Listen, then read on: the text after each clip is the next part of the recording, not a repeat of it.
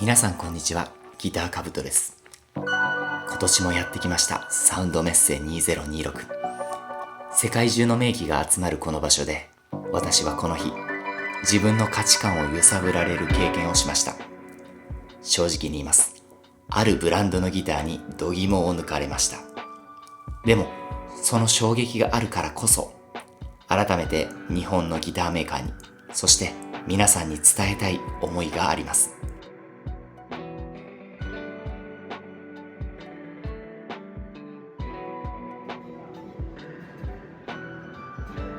まずはテイラー 814CE ブラックです。ネクストジェネレーションのギターです。アクションコントロールネックは弦を外すことも緩めることもせずに、ネックアングルを一つのボルトで調整することができます。 V クラスブレーシングでトップの強度を確保しながら、サステインの長さや倍音の豊かな響きを実現しています。プレイアビリティも文句なし。Mr.Children の桜井さんもライブでテイラーのグランドオーディトリアムボディをお使いですよね。誰が弾いてもいい音が出る。このブラックもかっこいいですよね。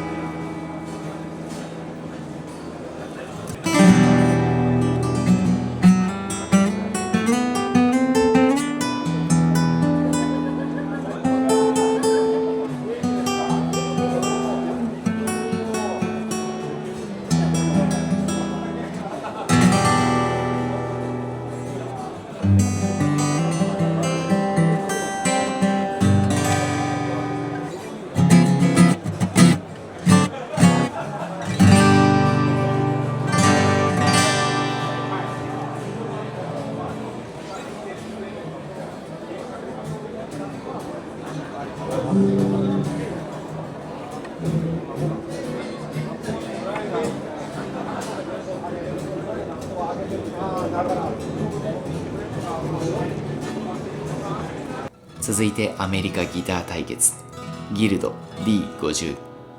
近年はアジア製のギルドも多いですが、こちらはもちろん USA 製です。この武骨な低音、アメリカの伝統を感じます。やはり変え難い魅力を感じます。ただ鳴りがいいとか豊かな倍音という感じはあまりしませんでした。硬くて重たい、ゴリッとした印象。それからローズウッドのサイド、そしてバックのギターなんですが、どこかメイプルのサイドバックギターを感じさせる重たい中にカラッとした中高音のサウンドも感じました。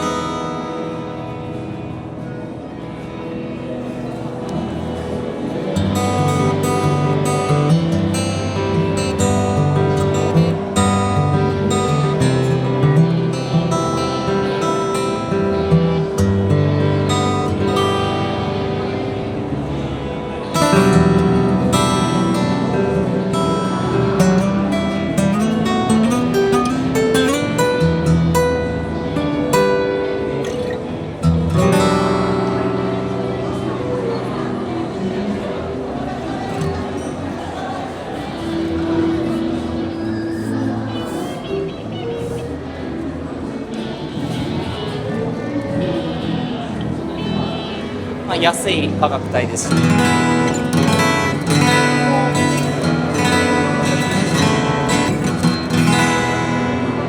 J45 みたいな感じではあります。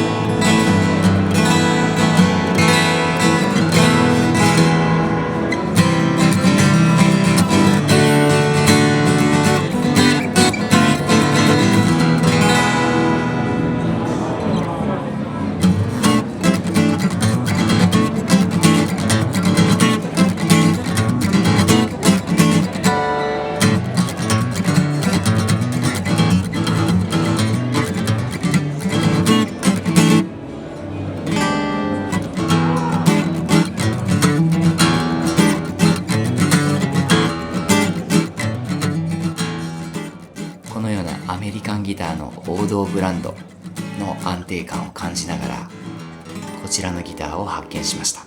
イーストマンのブースです。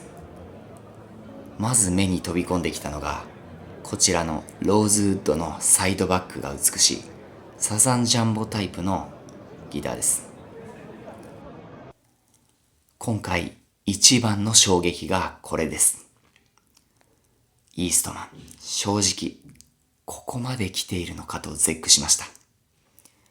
実は今回イーストマンのギターをしようと思ったきっかけがこちらのコメント。本当にいつもありがとうございます。このオープンプライスっていうのは実際にはどれくらいになるんですか？まだ特定は知らないんですけど、はい、その右側、手前にある方が、はい、35万円、ロースのボディで、はい、1個ですね、左のものが、マットのボディで、25万ぐらいなんですよ。これって弾いてみてもいいですか？もちろんどうぞ。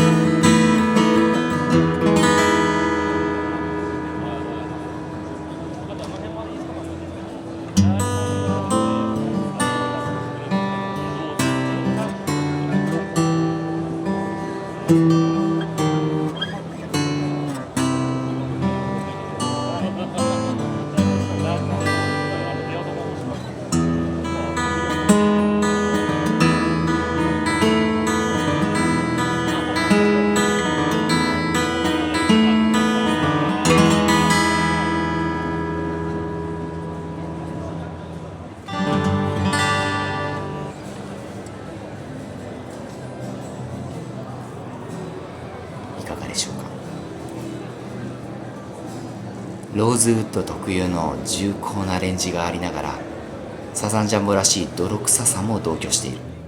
あとヴィンテージギターの音や手触りの無骨さも感じられて、このクオリティでプライスタグはついていなかったものの、聞くと35万円ほどになるということです。正直こちらは手放しで称賛せざるを得ない完成度を感じました。悔しいんですけど、今の海外ブランドの勢い、特にアジア、中国発のブランドの進化は凄まじいものがあります。ご担当者の方にもお話を伺いました。特徴みたいなものってあるんですか？やっぱりそのコスパはとにかくいいなって言われるゆえんが、はいやっぱりこの価格帯にしては材がめちゃめちゃいい。ギターだけで年間2万本以上作るんですよ。でそれと同じぐらいもっとかもしれないですけどバイオリンも作ればっていうんで木材をとにかくいっぱい持ってるんですよ。なので世界中からもう一気にドンで買うんで比較的いい材が安く手に入る。でかつこれは大きいメーカーならではですけどやっぱ職人さん各プロフェッショナルの職人が複数人でやってるんでだからもう塗装だけずっとやってる方とか木工だけずっとやってる方とかどんどんレベルが上がっていくんですよ。でかつその技術っていうのもさっきご紹介したんですけどボジョアーっていうアメリカの,、ブランドが下に入ったんで、そこの企業秘密だと塗装を使えたりとかエイジドトーンのやり方を踊ったりとかあとウッドセレクトのやり方とかも全部検証してるんでそういうところがあってだからそこに上付けされたところがいいのかなと思います。まあ、材とこの職人は精度がいいっていうことです精度がとてもいいです。特にイーストマンうち SIE って会社で代理でやってるんですけど、はい中国から入荷する前に必ず僕らが検品に行ってその場でダメなものでも弾きますやり直させたりで入荷した後も僕らが全部調整をして出してるんであそこの、いわゆる日本の人のちゃんと感覚からした検品チェックをしてるんでそこが安心のポイントかなと思いますね。なるほど。保証なんかもしっかりしてますし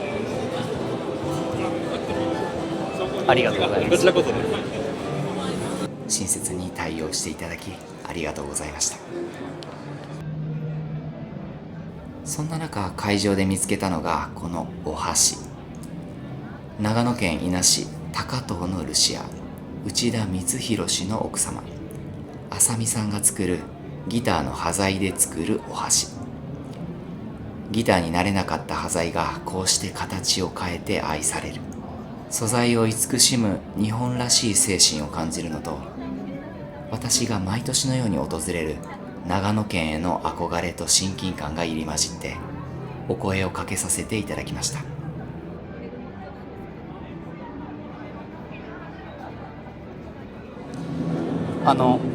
この端材っていうことなんですけれども、どういった部分から取れることが多いですか？いろいろなんですけど、はい指板材とか、はい。銅がそうですし、はいうちにもともとギターを作るための材がいっぱいありまして、はい最初薪ストーブの薪にしてたんですけど、はいもそうですよったいないね。なと思って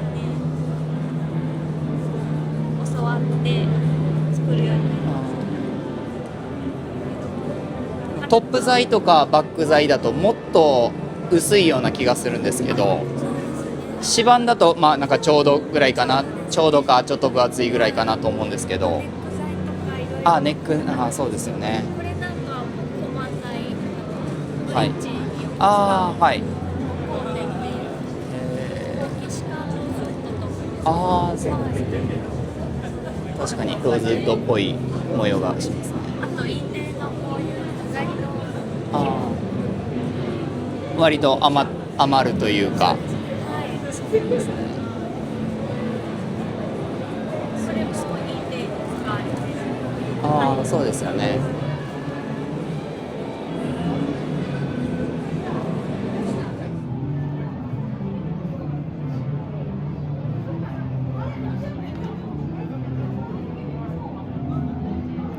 矢入りギターのブースにやってきました。こちらの渋めのチェリーレッドが特徴の BM12F12 フレットカスタムです。見た目もすごく可愛らしいギターで私が持っているギターの中ではやはりギブソンの LWO に似たキャラクターの音に感じました。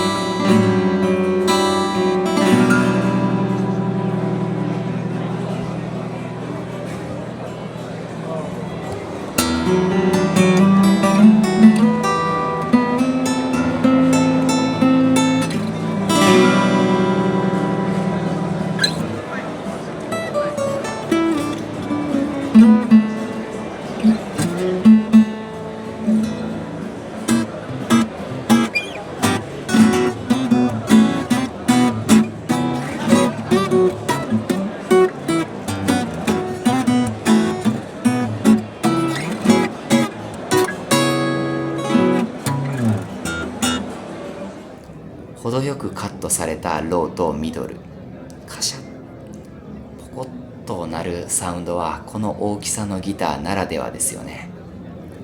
お気づきの通りこのギター、トップもサイドバックもマホガニーなんですよね。程よくカットされたローとミドル、人とは違った特別な仕様の小さめサイズのギターをお求めの方にはぴったりなのではないでしょうか。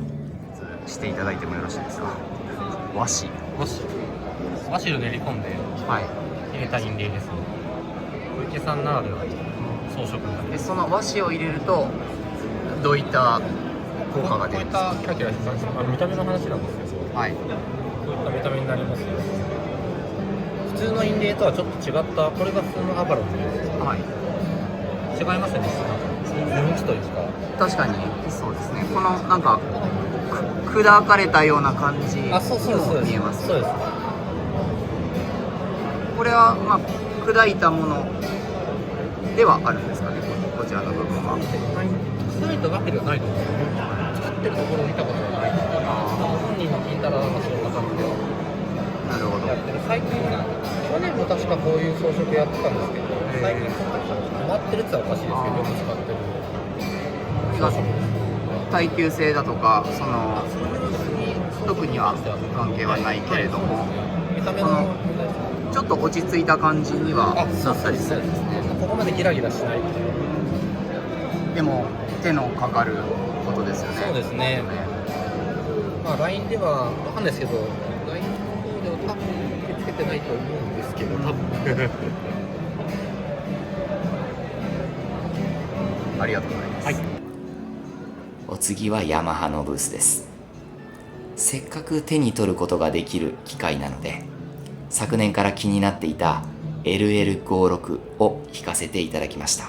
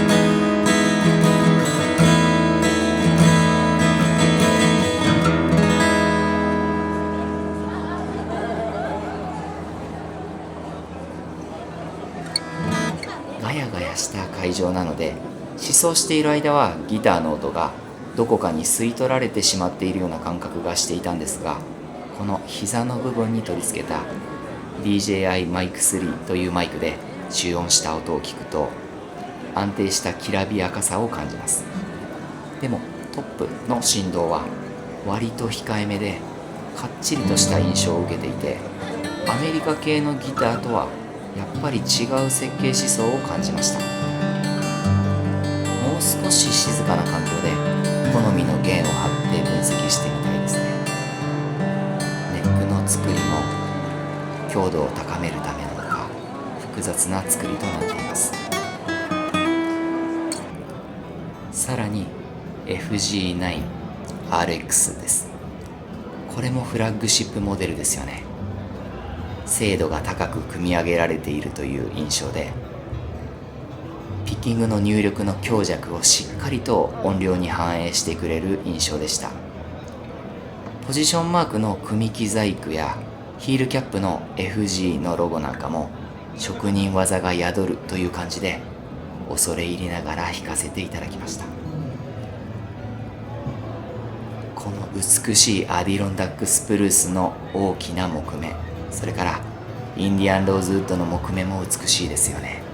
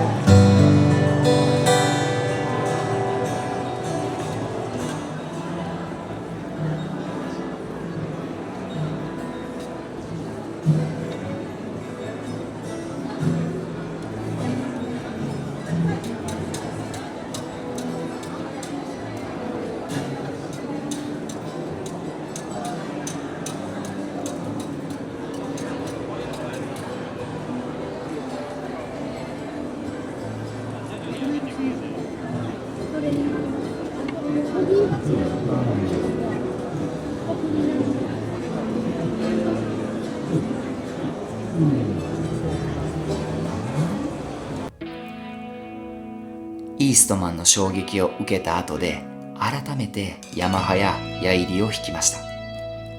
日本の職人が作るギターにはやはり手に吸い付くような繊細さ、日本人にしか出せないわびさびのトーンを感じました。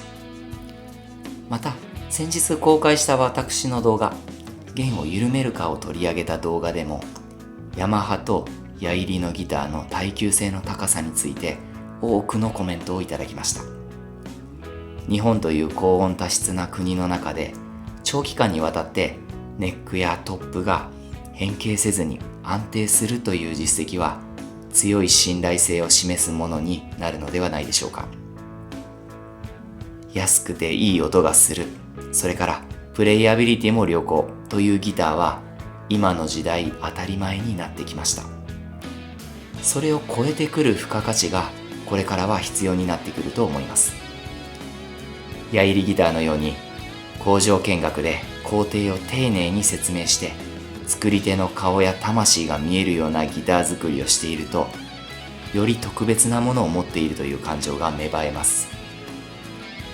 モーリスやヘッドウェイのように日本らしい柄をアクセントとして取り入れたり、日本の木材を使ったりしてオリジナリティを取り入れたりしたギターも魅力的ですよね。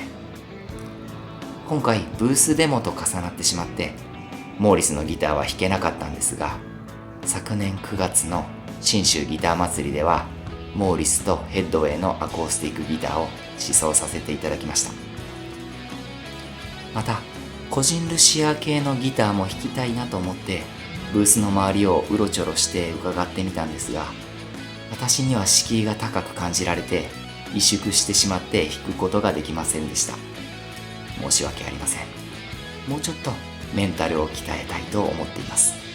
今回のサウンドメッセイーストマンやアヌエヌエのような新勢力が価格や材の質、工作精度、ヴィンテージテイストも含めてここまでいいものを作ってきている。だからこそ日本のメーカーには伝統を守りつつ、この世界的な進化を凌駕するような、私たちをもう一度ワクワクさせるようなギター作りを続けてほしいと思います。日本ギターのファンとして、アコースティックギターのファンとして心からそう願っています。その手助けができるように魅力を発信していきたいですし、バリバリ働いて究極の一本を手に入れたいと思いました。皆さんは今の日本ブランドや海外ブランドの勢いをどう感じていらっしゃるでしょうか。またコメントで教えてください。それではまた次の動画でお会いしましょう。さようなら。